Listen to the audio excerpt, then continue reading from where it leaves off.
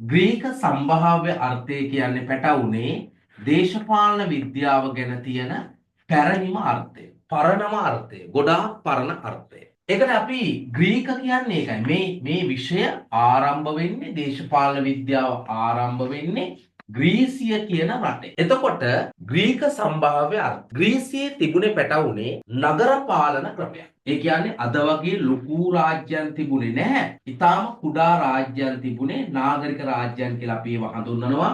ඇතැන්ස්, තීබ්ස්, හොබ්ස්, ස්පාටා ආදී නගර රාජ්‍ය ගණනාවක් තිබුණා. එතකොට ග්‍රීක භාෂාවේ මේ නගර පාලනය හැඳින්වුවේ පෝලිස් කියලා. මේ නගර පාලනය හැඳින්වුවේ පෝලිස් කියලා. පෝලිස්.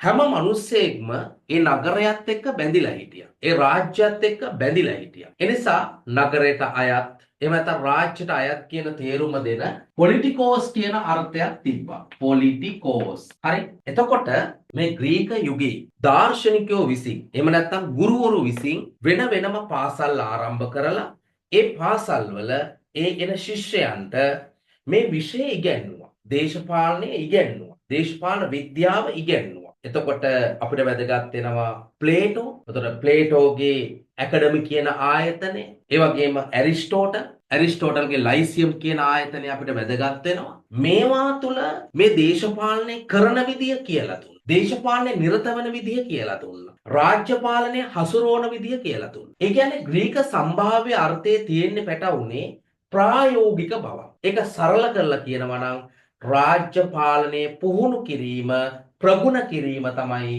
දේශපාලනය කියලා කියන්නේ. රාජ්‍ය පාලනය පුහුණු කිරීම ප්‍රගුණ කිරීම තමයි පුතේ දේශපාලනය කියලා කියන්නේ.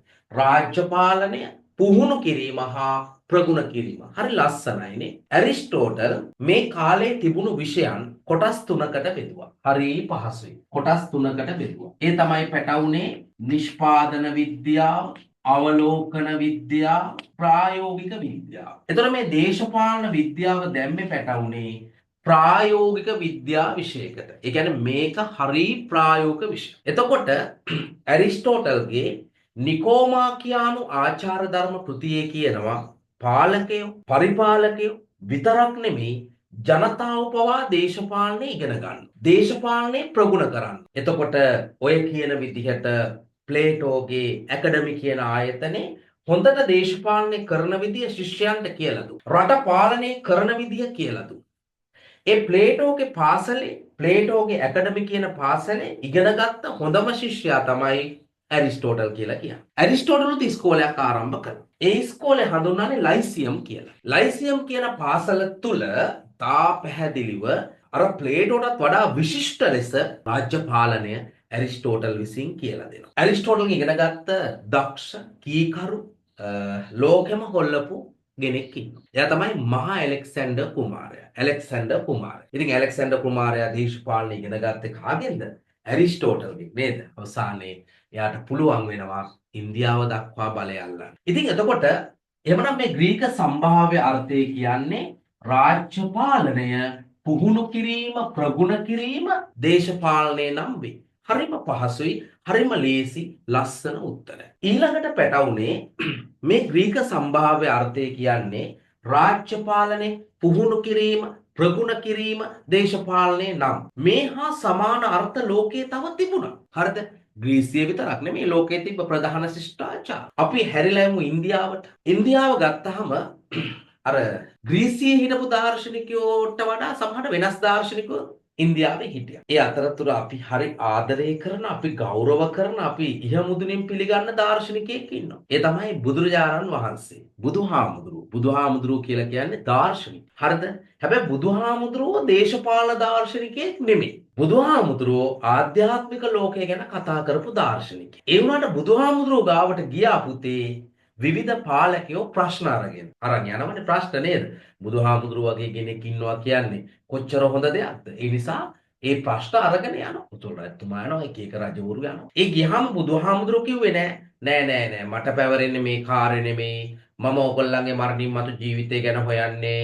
ඒ නිසා ඕවා මගෙන් අහන්න එපා. ඒ වගේ උත්තර බුදුහාමුදුරුවෝ දුන්නේ නෑ. බුදුහාමුදුරුවෝ මෙලොව ජීවිතය ලස්සන කරන්නත් මේ රාජ්‍ය පාලනය ලස්සන කරන්නත් බුදුහාමුදුරුවන්ගේ අවවාද දුන්නා. ඒ තමයි දසරාජ ධර්ම, සතර සංග්‍රහ වස්තු, සප්ත අපරිහානී ධර්ම. බලන්න මේවා තුල තියෙන ප්‍රායෝගික අර්ථය නෙමෙයිද කියලා. හ්ම්? දසරාජ ධර්මයෙන් රට පාලනය කරන්න. සතර සංග්‍රහ වස්තුයෙන් රට පාලනය කරන්න. සප්ත අපරිහානී ධර්ම. මෙන්න මේවා හරියට පිළිපදින්න. එහෙම නැතුණු රාජ්‍ය පාලනය කඩාගෙන වැටෙනවා. ඒ කියන්නේ බුදුහාමුදුරන්ගේ ඉගැන්වීම් තුලත් අර ග්‍රීක සම්භාව්‍ය අර්ථය තියෙනවා. බුදුහාමුදුරන්ගෙන් පස්සේ ඉන්දියාවේ ඉන්න තවත් දාර්ශනිකයෙක්, සුවිශේෂී දාර්ශනිකයෙක්.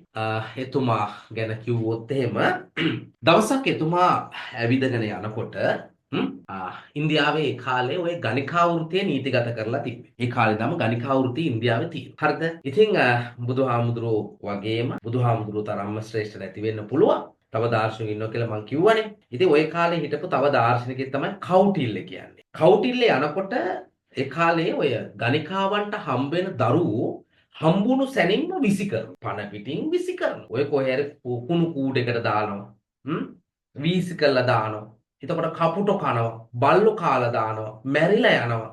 එහෙම වෙනවා ඉන්දියාවේ ඕන තරම් ඒ කාලේ. මේ කුණු කූඩේකට විසි කරලා තිබුණු මස් වැදල්ලක් දරුවෙක්ව දැක්කා මේ කෞටිල්‍ය කියන දාර්ශනිකයා. කෞටිල්‍ය මේ දරුවව ගෙන් අරන් හදාගන්න. මේ අරන් හදාගෙන මේ දරුවව ඉන්දියාවේ දැවැන්ත තැනකට ගියේ. මේ තමයි චන්ද්‍රගුප්ත අධිරාජ්‍ය. චන්ද්‍රගුප්ත අධිරාජ්‍ය. චන්ද්‍රගුප්ත මෞර්ය කියලා කියන්න පුළුවන්. චන්ද්‍රගුප්ත මෞර්ය අධිරාජ්‍ය. සමස්ත මෞර්ය පාලනයේට රාජ්‍ය පාලනය කරන විදිය, බලකොටු ගොඩනගන විදිය, දණ්ඩ හෙවත් නීති පනවන විදිය කෞටිල්‍ය විසින් කියලා දෙනවා. ඔහුගේ අර්ථ ශාස්ත්‍ර කෘතිය ඉතා වැදගත් වෙනවා.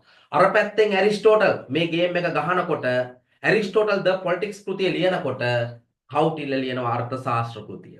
ඇරිස්ටෝටල් කියනකොට රාජ්‍යයේ පාලන කලාව දේශපාලනය කියලා කෞටිල්‍ය කියනවා නැගීන අධිරාජ්‍යක පාලන කලාව දේශපාලනය. මේ දෙන්නම සුවිශේෂී දාර්ශනිකයෝ දෙන්නෙක්. ඇත්තටම ගියේ දාර්ශනික ගැටුමක් මේ දවස්වල. ඇරිස්ටෝටල් මග පෙන්නපු දරුවා තමයි, ඇරිස්ටෝටල් ගොඩනගපු ශිෂ්‍යයා තමයි මහලෙක්සැන්ඩර් කුමාරයා. ඔහුට පුළුවන් වුණා වයඹදිග ඉන්දියාව දක්වා අල්ලගන්න. ඒ ආක්‍රමණ වලට සාර්ථකව මුහුණ දීලා ඉන්දියාව බේරාගත්ත අසහාය නායකයා තමයි චන්ද්‍රගුප්ත මෞර්ය. එයාට උපදෙස් දුන්නේ කෞටිල්‍ය. එතකොට මේ මම කියලා දුන්නේ ග්‍රීක සම්භාව්‍ය අර්ථය. මේක තාමත් මිහි මත තියෙනවා. තාමත් ලෝකයේ තියෙනවා. පට්ට ලේසිනේ ග්‍රීක සම්භාව්‍ය අර්ථය. හරි.